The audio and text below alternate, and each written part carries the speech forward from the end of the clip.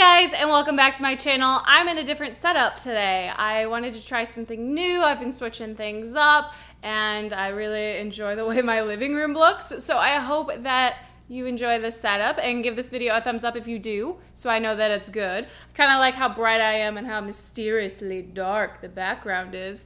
You can also see the butt of Otto, because that's what every video needs, a nice German Shepherd dog butt. But today I am answering your questions I asked on Instagram and on our Hello Agains page, what you guys wanted to know from me, and I have a decent amount of questions, so we're gonna get into this. So let's start with Instagram first, because that is where I got the majority of the questions. The first one is from _Sam with a plan. She asks, what currently inspires you? Planner, oh hello, blog, home decor, lately. I love your style so much. Well, first off, thank you. I don't think I have any sort of style whatsoever, but I really appreciate that. So for inspiration, I've been trying to branch out from where I normally go. So I always used to go to Instagram and blogs, and I just felt like I was trying to keep up with the Joneses, and I just wasn't feeling like myself, or I wasn't able to be like truly happy with how my house looks or how my blog looks. So I've really just started to try to find inspiration elsewhere. I followed a lot more lifestyle Instagrammers, that's the word. So a lot of like moms and people who do interiors more than I have been following like planner or beauty people. And I find that to be really invigorating. So I highly recommend just following something that's completely outside of your wheelhouse, just to get a different sense of like photography style and just kind of get away from whatever you're used to doing. And it actually really helps. I hope that answered your question. I don't know. I just kind of go with what I like and what I feel. Like lately I've been really into stripes. So I've been doing a lot of stripes, and my planner, the kits that I pick kind of help that along. And if you watch my plan with me, then you know that I just kind of feel like I'm in my thing. I know how I want to do my layouts. And of course that might change. And I think that's an important thing as well, being open to change and not worrying about switching up things. So yeah, okay, let's move on. Evil Red Plans asks, what does an actual day at Oh Hello for both you and Alex look like? How does it all get done? So today's not a good example because Alex is actually not here at all. But usually we wake up around 8:30, or I wake up around 8:30, and I've been trying to exercise a little bit more and like get my day started. And so I probably start work around 9:30-ish, and it depends on the day. So Mondays, usually I go down to the Oh Hello office, I figure out what orders we have to do, I create a list, like I write up all of the stickers that we need, like a pick list, then I print anything we need, and I try to do orders as much as I can on Mondays. Tuesday is usually my filming day, and I will try to do all of the videos for that week on Tuesday and edit some and upload them. For Alex, his days are really weird and never the same. We are branching into more business-to-business work and doing sublimation for other companies and such. So he does a lot of phone calls. He spends a lot of time in his office, and he tries to design a little bit. I think it would be cool once we get back from our cruise. We are leaving May 27th. When we get back, I think it'd be cool to do a day in the life of a self-employed person, maybe Alex's point of view and then my point of view, because they're vastly different. And I think that's really interesting that we do the exact same thing, or we work for the same company, but it's completely different how we spend our days. He ends up staying up a lot later than I do. I wake up earlier, and it's just really interesting. So I hope that kind of answered your question. I feel like I'm just not doing a really good job answering questions. Planet with a K with lots of underscores asked, why did you call your shop Oh Hello Co? So whenever I used to write letters, and I've been writing letters since I was able to write. I've written letters to my cousins and to my friends in elementary school. I have loved writing letters, and I kind of got into this habit where I'd start off the letter going, oh hello, how's it going? And it just seemed like the perfect way to greet someone. So I decided that that would be a fantastic name for a business. Sarah.plans asked, what encouraged you to first start your YouTube channel? I love things you post. Thank you. That's really nice. I started my YouTube channel in 2010, and I originally wanted it to be a beauty channel. That's when like makeup tutorials and things were becoming really popular on YouTube, and I just graduated high school and I wanted to do it for so long. And I remember that I used a flip cam. Like if you were an early Shaytards viewer, then you remember the flip cams. And I propped it up on a couple of boxes and I put a mirror behind it so I could see myself when I was talking. And that was what I first used. A lot of my first videos are still available. If you want to have some really fun cringe time, head to those. But I've been filming videos for 7 years now, so there's a lot of content to go through. I just wanted to share things. I find that I'm a very introverted person in real life, but I still wanted to talk about things that I was interested in and find people that had the same interests, basically. So I decided to just sit and talk to a camera and do that instead. And my channel definitely has changed over the past 7 years. I mean, of course it had to. It's been 7 years. So it's definitely more planner related. I'm trying to make it more about organization and creating a life that gives you comfort and happiness without being too over the top.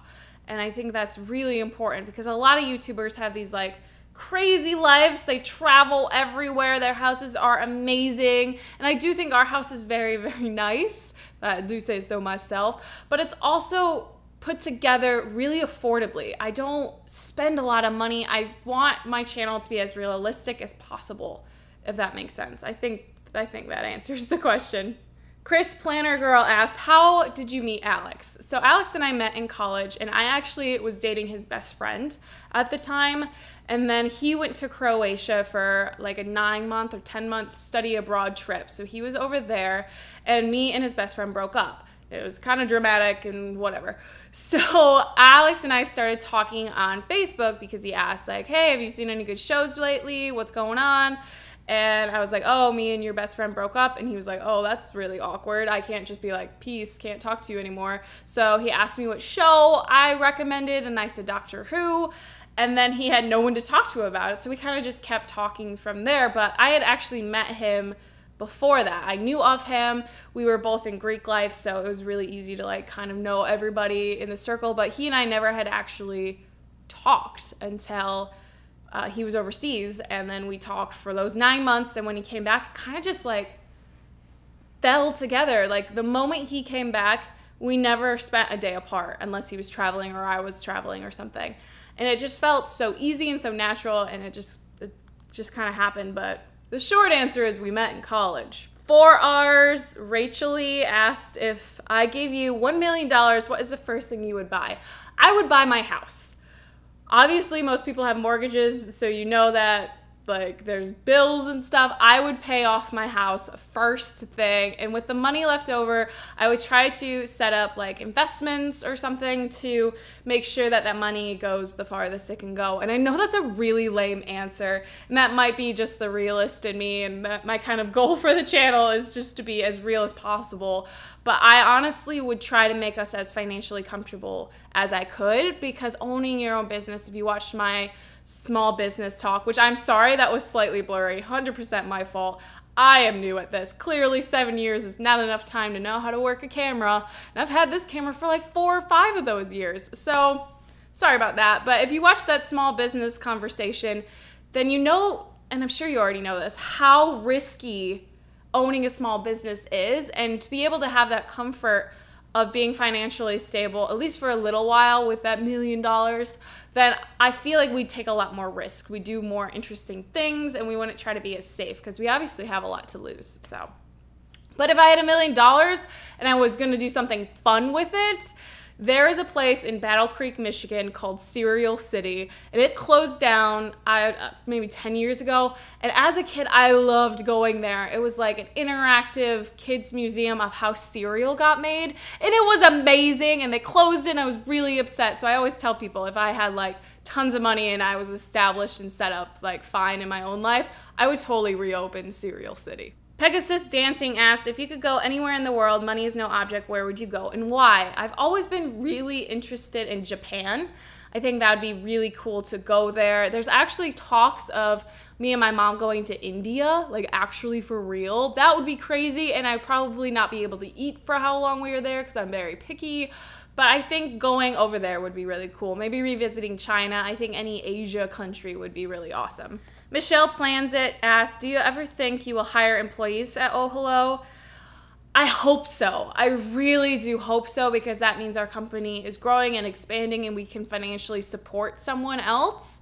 We're kind of working on it now, but things are so up and down with this stuff that if what Alex is working on, like the more business to business sales, if that picks up a little bit, yes, because I'm going to need help running actual like Oh Hello stuff, and we're going to start doing craft shows and everything. So I hope so. That's definitely the goal. You always want your business to expand. I would love to be able to actually hire people. She also asked, favorite fast food restaurant and what do you order from that restaurant? So this is going to cheat a little, but Panera has a drive-thru. So technically, it's kind of fast food, and I always get the mac and cheese. Always. So Jenny Renew, what did you study in college and how has that helped you with what you do now? So I studied professional communication, and it focused on advertising and PR.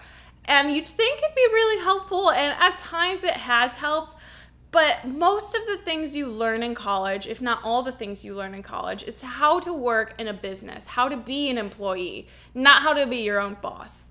And even Alex took entrepreneurship classes, and they never taught you this. They never taught you how to self-motivate, what to do with taxes. And I feel like that is something about our educational system that completely blows. How do you do taxes?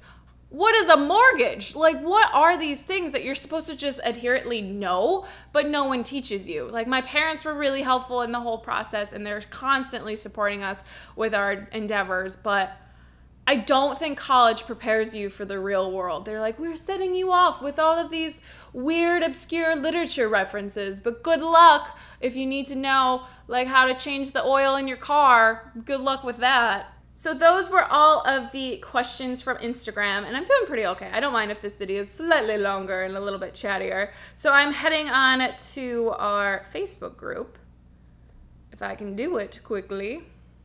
Here we go. And answering these questions really quick. Okay, Elizabeth Keeling asked, do you plan out your planner spreads ahead of time, or do you randomly pick each week what kit you're gonna use? Sometimes I plan it out, like if I have a trip or there's a special event, I kind of know what kit I want to use. But honestly, when I sit down to film, I look through my kits and decide which one speaks to me. Sometimes I just got that kit and I really want to use it, or there's one that's been in my stash for a while, but it's pretty much random. Alexa asked, what are the pros and cons of using Shopify? So Shopify is the platform that our Oh Hello Co website is on, and then we also use Etsy. And I only really know the pros. Alex is kind of the IT guy, and he's like the resident internet technology knowledgeable guy who deals with all of that stuff for us. I feel like Shopify is really cool because you can personalize a lot of things, but I also don't like how if you want any apps or any added things to your site, that's extra money. So it kind of really starts to add up if you want to have features that your customers or your clients want. But I also enjoy that you can customize it. The templates are really easy to use. It's super easy to post new releases and create like a navigational system. And I also think there's a blog aspect to it, which is pretty cool.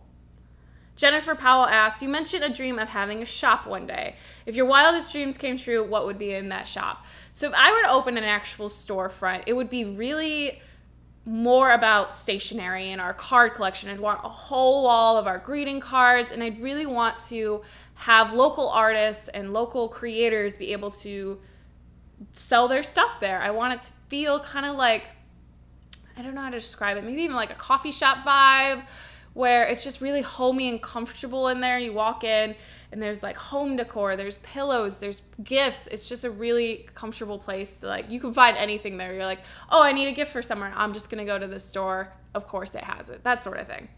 And the last question, Danielle asks, expand on your plan on visiting craft shows and what types of stores you hope to see your products in one day. So like Jennifer asked, hopefully our products will be in our own store, but the startup costs and everything, that's a whole other beast that college and no one teaches you. So hopefully we'll have our own store one day, but I wanted to do craft shows just because I think our stuff is really good. Like, toot toot my own horn, I think we're doing cool stuff. And the hard part is when you're online, it's really hard to tell people. Like, not everyone knows. Alex describes this kind of as like we're a ship in the ocean, and Etsy is like a port. And so your boat is in, or your ship or whatever is in this port, and like merchants are there and they see you and they're like, oh cool, I checked out this boat and it has what I want. But when you're on your own website, it's like you're a boat in the ocean. And occasionally someone randomly stumbles upon you, but more often than not, you're just floating out there hoping someone sees you. So I think craft shows to me are like in-person Etsy stores. So it'd be a really nice way to get more clientele and maybe expand beyond the planner community, because it's obvious, you guys can tell that there are a million planner sticker shops, and that is awesome. I love that people are pursuing their hobbies and their passions and like opening their own shops, but that also makes it really hard if that's your livelihood. It's a saturated market, you gotta differentiate, you gotta stay afloat. And it's scary, but it's also a fun challenge. So I think going into craft shows and getting people who aren't planner people but like our designs, Alex creates all of our own designs and all of our patterns are 100% him. We gotta share that with the world. He's an artist, and I know he has a hard time believing that, but he is 100% an artist, and I think craft shows would be a really cool opportunity. Right now, we have 2 on the docket, and we have a couple more we're trying to figure out. We hope to do the Holland Tulip Festival next year, but we are doing 2 of the Made in Michigan pop-up markets at the downtown market on our Facebook page, our Oh Hello Facebook page. I have 2 events for that with all the information, but I'm excited. I'm excited to see what people in real life think of our stuff, because I know that it's different from the online community. But that is it. Thank you guys so much for sending in your questions. I hope this was informative and you enjoyed it. If you want to see more Q&As, leave some questions in the comments and be sure to subscribe, and I will do another one. I really enjoy chatting with you guys, and I like sharing. That's why I started this channel. And if you guys ever want to know something, just ask. That's it. But that is going to be it for today's video. As always, thank you guys so much for watching, and I'll see you in my next one. Bye.